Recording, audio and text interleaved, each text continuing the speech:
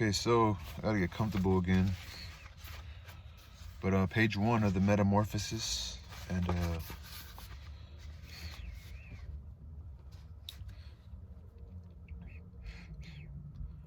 not sure how far I'm gonna read, but maybe just for 30 minutes. One morning, as Gregor Samsa was waking up from anxious dreams, he discovered that in bed he had been changed into a monstrous verminous bug. He lay on his armor-hard back and saw, as he lifted his head up a little, his brown, arched abdomen divided up into rigid bow-like sections. From this height, the blanket, just about ready to slide off completely, could hardly stay in place. His numerous legs, pitifully thin in comparison to the rest of his circumference, flickered helplessly before his eyes. What's happened to me, he thought. It was no dream. His room, a proper room for a human being, only somewhat too small, lay quietly between the 4 well-known walls above the table on which an unpacked collection of sample cloth goods was spread out. Samsa was a traveling salesman. Hung the picture that he had cut out of an illustrated magazine a little while ago and set it in a pretty gilt frame. It was a picture of a woman with fur hat and a fur boa. She sat erect there, lifting up in the direction of a viewer a solid fur muff into which her entire form had disappeared. She sat erect there, lifting up in the direction of the viewer a solid fur muff into which her entire form had disappeared. Gregor's glazed and turned to the window. The dreary weather, the raindrops were falling audibly down on the metal window ledge, made him quite melancholy. Why don't I keep sleeping for a little while longer and forget all this foolishness, he thought. This was entirely impractical, for he was used to sleeping on his right side, and in his present state he couldn't get himself into this position. No matter how hard he threw himself onto his right side, he was always rolled again onto his back. He must have tried it 100 times, closing his eyes so that he would not have to see the wiggling legs, and gave up only when he began to feel a light, dull pain in his side, which he had never felt before. Oh God, he thought, what a demanding job I've chosen, day in and day out on the road. The stresses of sailing are much greater than the work going on at the head office, and in addition to that, I have to cope with the problems of traveling, the worries about train connections, irregular bad food, temporary and constantly changing human relationships would never come from the heart. To hell with it all. He felt a slight itching on the top of his abdomen. He slowly pushed himself on his back closer to the bedpost so that he could lift his head more easily,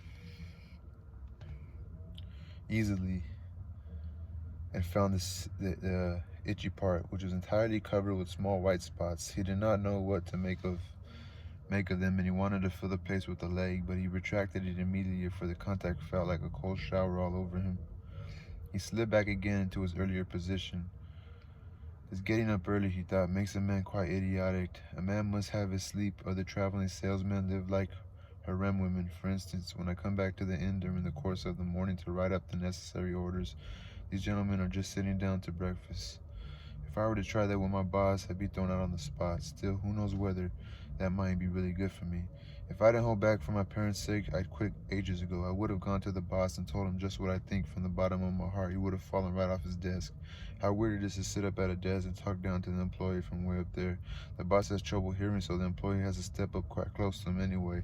I haven't completely given up that hope yet. Once I've gotten together the money to pay off my parents' debt to him, that should take another 5 or 6 years. I'll do it for sure, then I'll make the big break. In any case, right now I have to get up. My train leaves at 5 o'clock. He looked over at the alarm clock ticking away by the chest of drawers. Good God, he thought. It was 6:30 and the hands were going quietly on. It was past the half hour already, nearly 1:45. Could the alarm have failed to ring? One saw from the bed that it was properly set for 4 o'clock. Certainly it had rung. Yes, but was it possible to sleep through that noise that made the furniture shake? Now it's true he not slept quietly, but evidently he slept all the more deeply. Still, what should he do now? The next train left at 7 o'clock. To catch that one, he would have to go in a mad rush.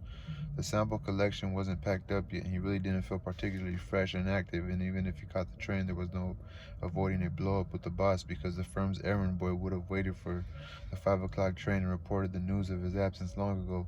He was the boss's minion without backbone or intelligence. Well then, what if he reported in sick?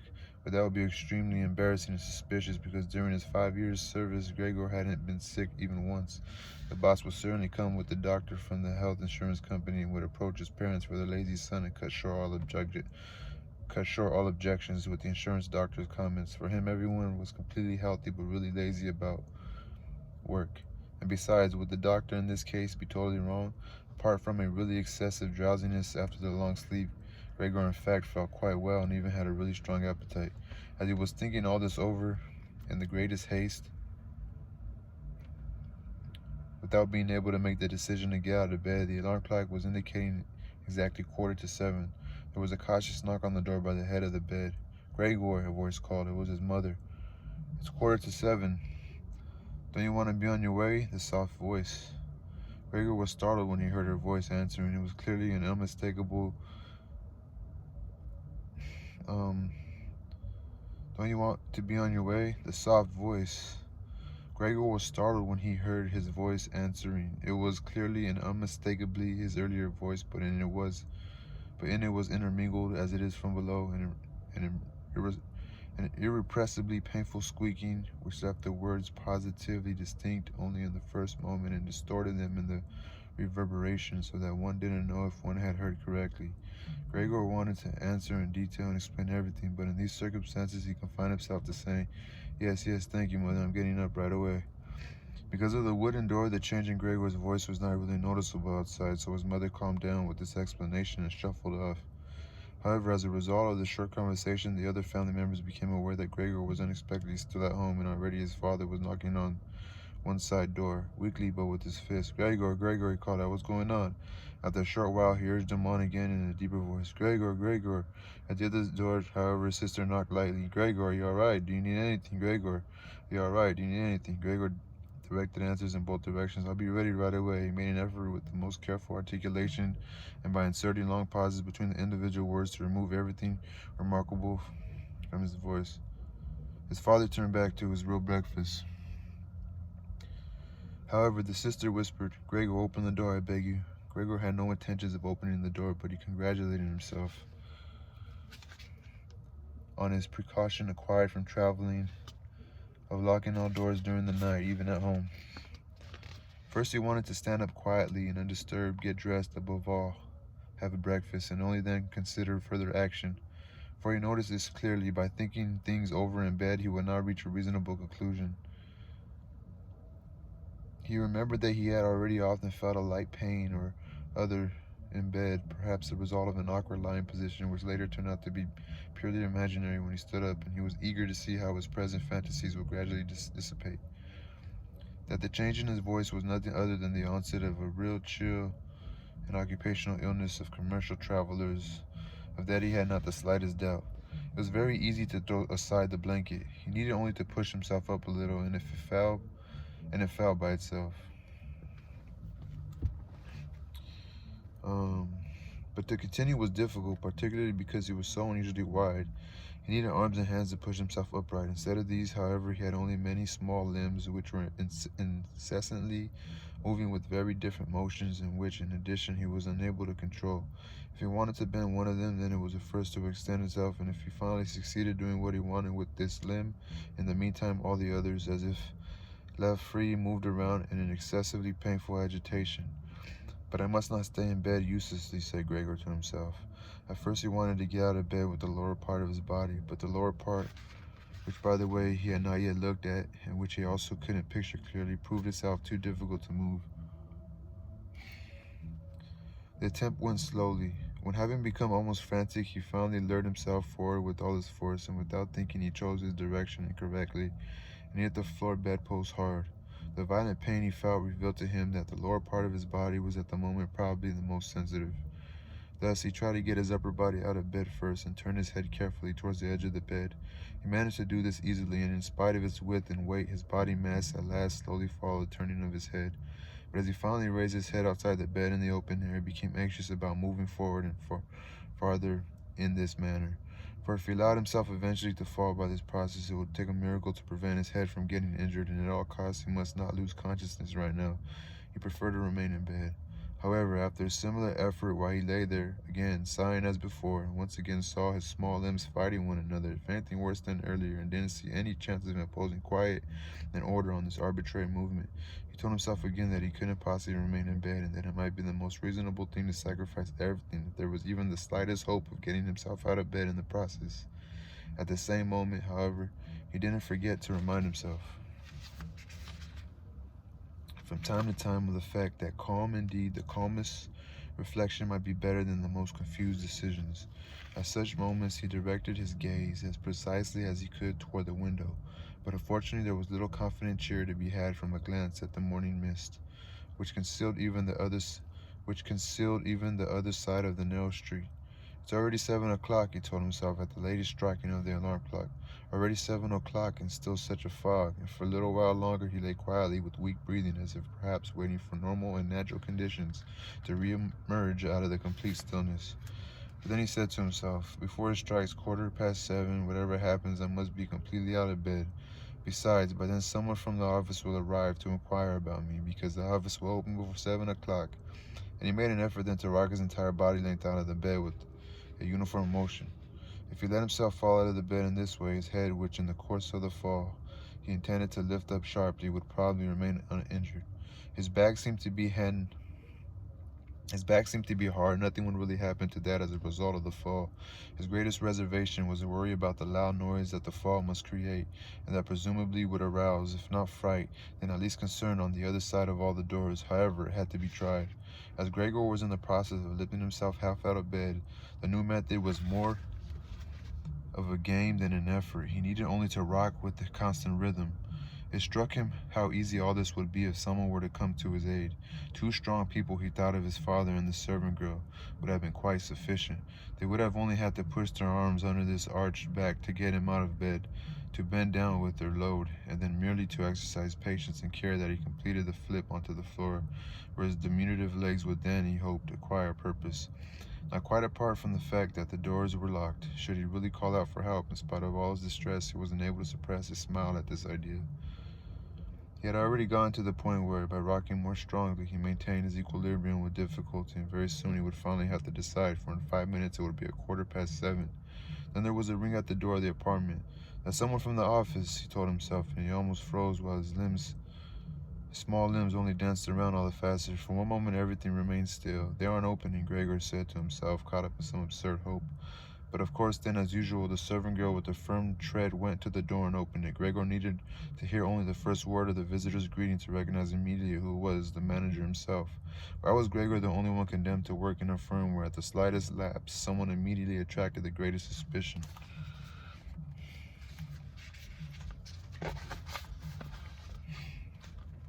Were all the employees then collectively one and all scoundrels? Among them was there then no truly devoted person who, if failed to use just a couple of hours in the morning for office work, would become normal from pangs of conscience and really be in no state to get out of bed? Was it really not enough to let an apprentice make inquiries? If such questioning was even necessary, must the manager himself come, and in the process must it be demonstrated to the entire innocent family that the investigation of the suspicious circumstance could be entrusted only to the intelligence of the manager? And more as a consequence of the excited state in which this idea put Gregor than as a result of an actual decision. He swung himself with all his might out of bed. There was a loud thud, but not a real crash.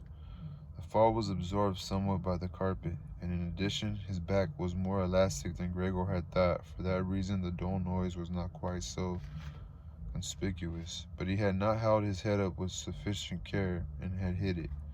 He turned his head, irritated and in pain, and rubbed it on the carpet. Something has fallen in there, said the manager, in the next room on the left. Gregor tried to imagine to himself whether anything similar to what was happening to him today could have also happened at some point to the manager. At least one had to concede the possibility of such a thing. However, as if to give a rough answer to this question, the manager now, with the squeak of his polished boots, took a few determined steps in the next room. From the neighboring room on the right, the sister was whispering to inform Gregor. Gregor, the manager is here. I know, said Gregor to himself, but he did not dare make his voice loud enough so that his sister could hear. Gregor, his father now said from the neighboring room on the left. Mr. Manager has come and is asking why you have not left on the early train. We don't know what we should tell him. Besides, he also wants to speak to you personally. So please open the door. He will be good enough to forgive this mess in your room. In the middle of all this, the manager called out in a friendly way, "Good morning, Mr. Samsa. He is not well," said his mother to the manager while his father was still talking at the door. "He is not well, believe me, Mr. Manager. Otherwise, how will Gregor miss a train? The young man has nothing in his head except business. I'm always angry that he never goes out at night. Right now, he's been in the city 8 days.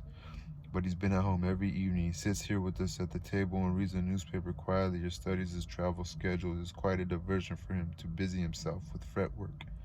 For instance, he cut out a small frame over the course of 2 or 3 evenings. You'd be amazed how pretty it is. It's hanging right inside the room. You'll see it immediately as soon as Gregor opens the door. Anyway, I'm happy that you're here, Mr. Manager. By ourselves, we would never have made Gregor open the door. He's so stubborn and he's certainly not well, although he denied that this morning."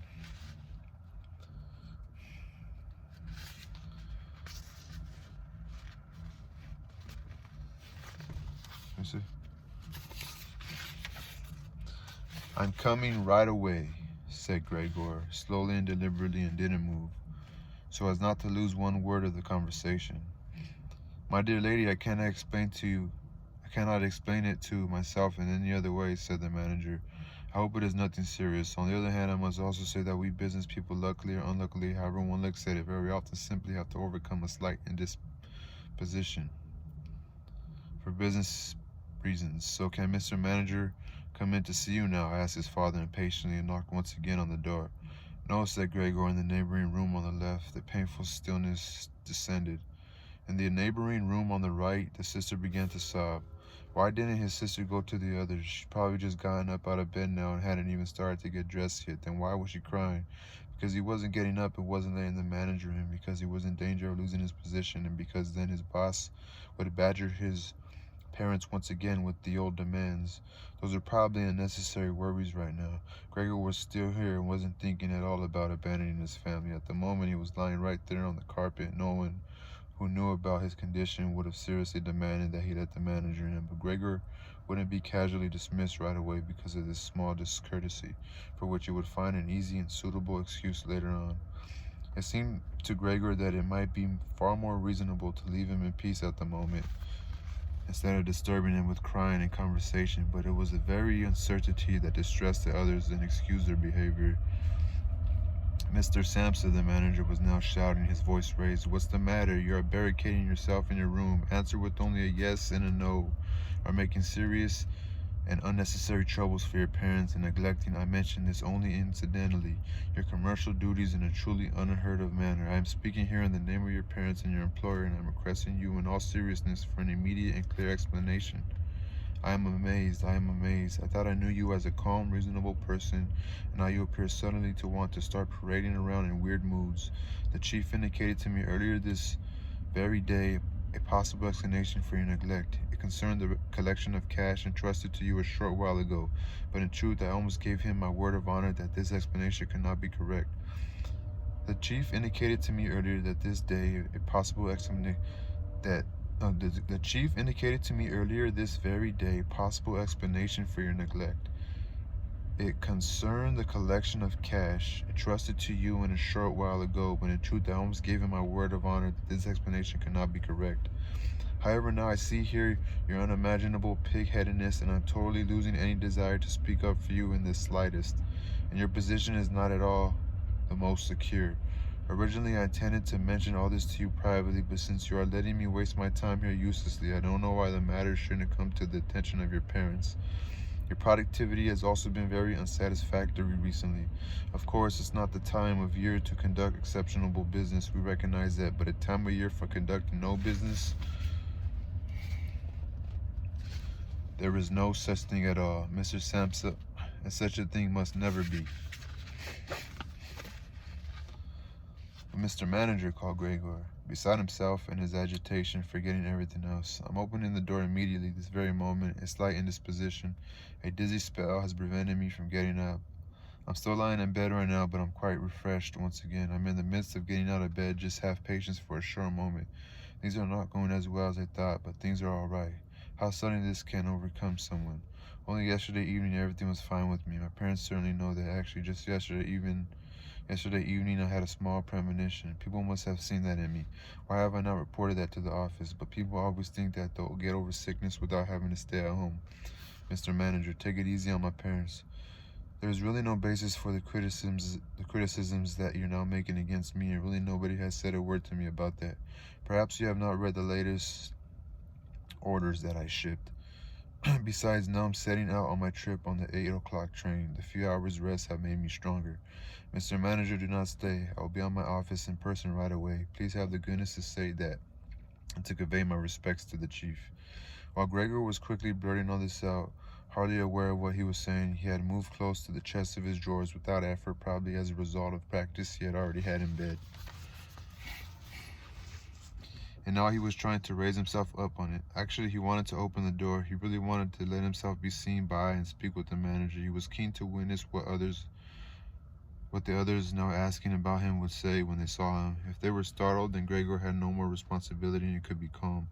But if they accepted everything quietly, then he would have no reason to get excited, and if he got a move on, could really be at the station around 8 o'clock. At first, he slid down a few times on the smooth chest of drawers, but at last he gave himself a final swing and stood up right there. He was no longer at all aware of his pains in his lower body, no matter how they might still sting. Now he let himself fall against the back of a nearby chair, on the edge of which he braced himself with his thin limbs. By doing this, he gained control over himself and kept quiet, for he could now hear the manager. Did you understand a single word? The manager asked the parents. Is he playing the fool with this? For God's sake, cried the mother, already in tears. Perhaps he's very ill and we're upsetting him. Grete, grete. She yelled at that point. Mother, called the sister from the other side. They were making themselves understood through Gregor's room. You must go to the doctor right away. Gregor is sick. Hurry to the doctor. Have you heard Gregor speak yet?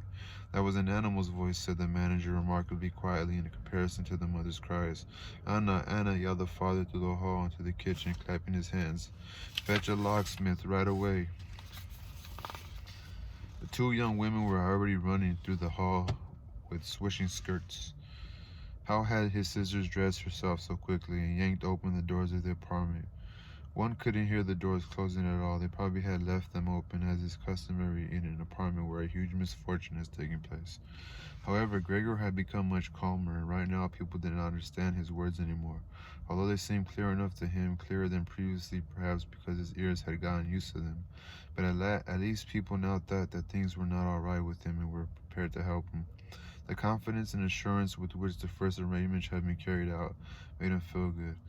He felt himself included once again in the circle of humanity he was expecting from both the doctor and the locksmith, without differentiating between them with any real precision, splendid and surprising results. In order to get a clear voice as possible for the critical conversation that was imminent, he coughed a little, and certainly took the trouble to do this in a really subdued way, since it was possible that even this noise sounded like something different from a human cough. He no longer trusted himself to decide anymore. Meanwhile, in the next room it had become really quiet. Perhaps his parents were sitting with the manager at the table whispering. Perhaps they were all leaning against the door listening. Gregor pushed himself slowly towards the door with the help of the easy chair. Let go of it there, threw himself against the door, held himself upright against it. The balls of his tiny limbs had a little sticky stuff on them and rested there momentarily from his exertion. Then he made an effort to turn the key in the lock with his mouth. Unfortunately, it seemed that he had no real teeth. How then was he to grab hold of the key? But to make up for that, his jaws were naturally very strong, and with the help he managed to get the key really moving. He didn't notice that he was obviously inflicting some damage on it, for a brown fluid came out of his mouth, flowed over the key, and dripped onto the floor. Let's listen for a moment, said the manager in the next room. He's turning the key. For Gregor, that was a great encouragement, but they all should have called out to him, including his father and mother. Come on, Gregor, they should have shouted. Keep going, keep working on the lock. Imagining that all his efforts were being followed with suspense, he bit down frantically on the key with all the force he could muster. As the key turned more, he danced around the lock. Now he was holding himself upright only with his mouth, and he had to hang on to the key or then press it down again with the whole weight of his body as necessary. The quiet, distinct click of the lock as it finally snapped really woke Gregor up. Breathing heavily, he said to himself, so I didn't need the locksmith, and he set his head against the door handle to open the door completely. Because he had to open the door in this way, it was already open very wide without him yet being really visible. He first had to turn himself slowly around the edge of the door, very carefully, of course, if he didn't want to fall awkwardly on his back right at the entrance in the room. He was still preoccupied with his difficult movement and had no time to pay attention to anything else when he heard the manager exclaim aloud, "Oh!" It sounded like the wind whistling, and now he saw him, nearest to the door, pressing his hand against his open mouth and moving slowly back, as if an invisible constant force was pushing him away. His mother, in spite of the presence of the manager, she was standing there with her hair sticking up on end, still a mess from the night, was looking at his father with her hands clasped. She then went 2 steps toward Gregor and collapsed right in the middle of her skirts, which were spread out all around her, her face sunk on her breast, completely concealed. His father clenched his fist with a hostile expression, as if he wished to push Gregor back into his room, then looked uncertainly around the living room, covered his eyes with his hands, and cried so that his mighty chest shook. At this point, Gregor did not take 1 step into the room, but leaned his body from the inside against the firmly bolted wing of the door, so that only half his body was visible, as well as his head tilted sideways, with which he peeped over at the others. Meanwhile, it had become much brighter. Standing out clearly from the other side of the street was a part of the endless gray black house situated opposite. It was a hospital, with its severe, regular windows breaking up the facade.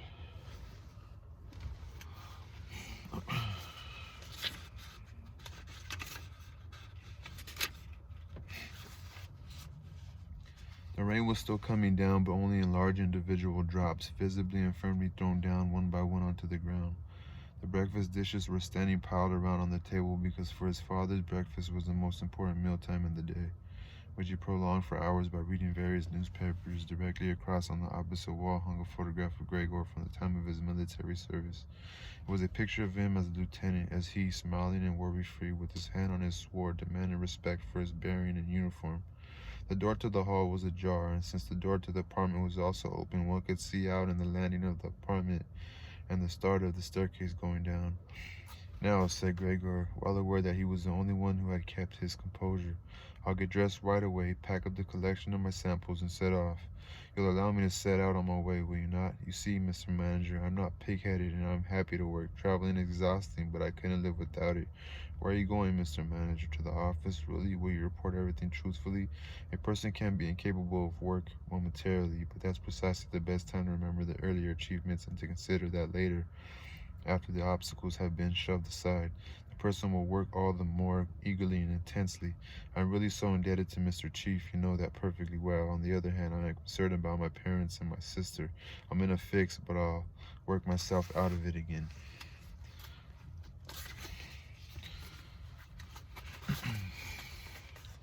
"Don't make things more difficult for me than they already are. Speak up on my behalf in the office. People don't like traveling salesmen. I know that. People think they earn pots of money and thus lead a fine life. People don't even have any special reason to think through this judgment more clearly. But you, Mr. Manager, you have a better perspective on what's involved than other people. Even, I tell you in total confidence, a better perspective than Mr. Chairman himself, who in his capacity as an employer may let his judgment make casual mistakes at the expense of an employee.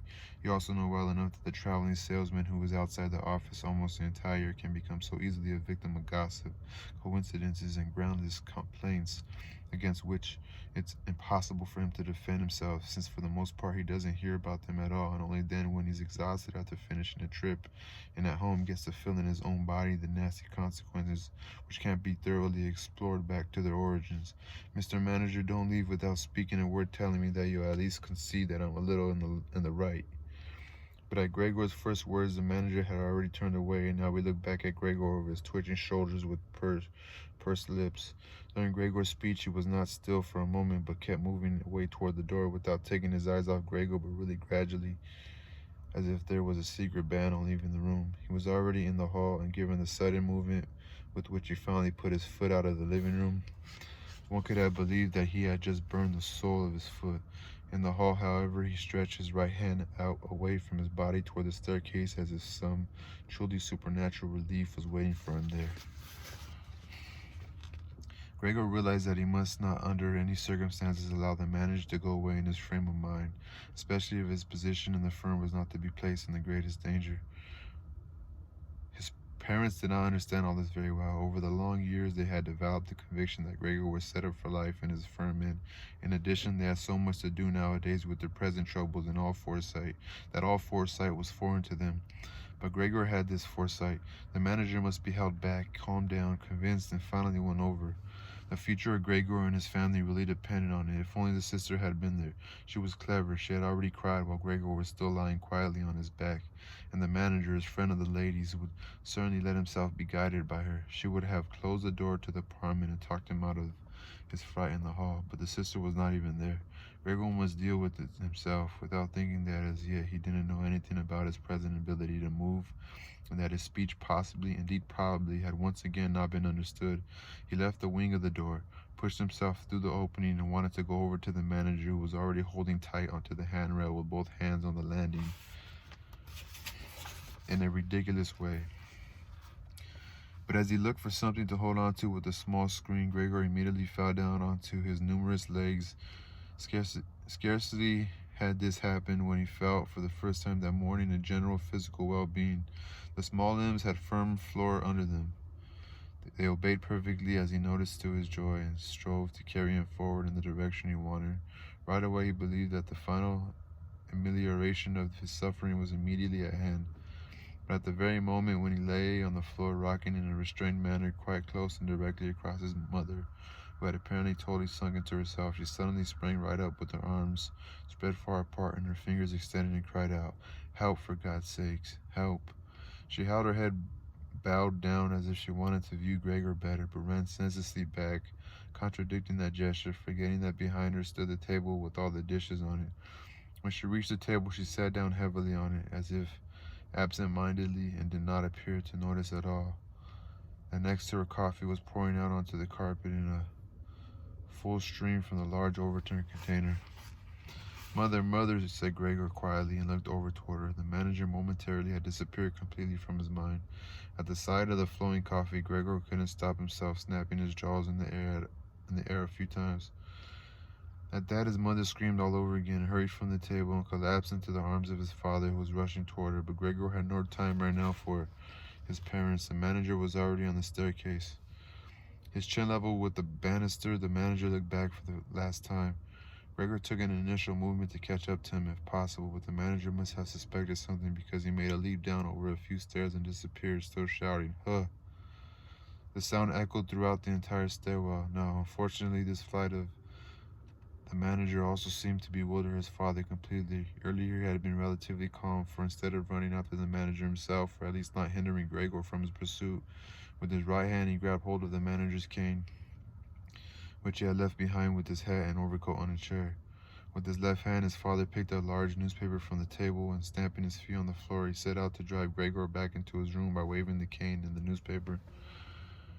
No request of Gregor's was any use. No request would even be understood, no matter how willing he was to turn his head respectively. His father just stomped all the harder with his feet.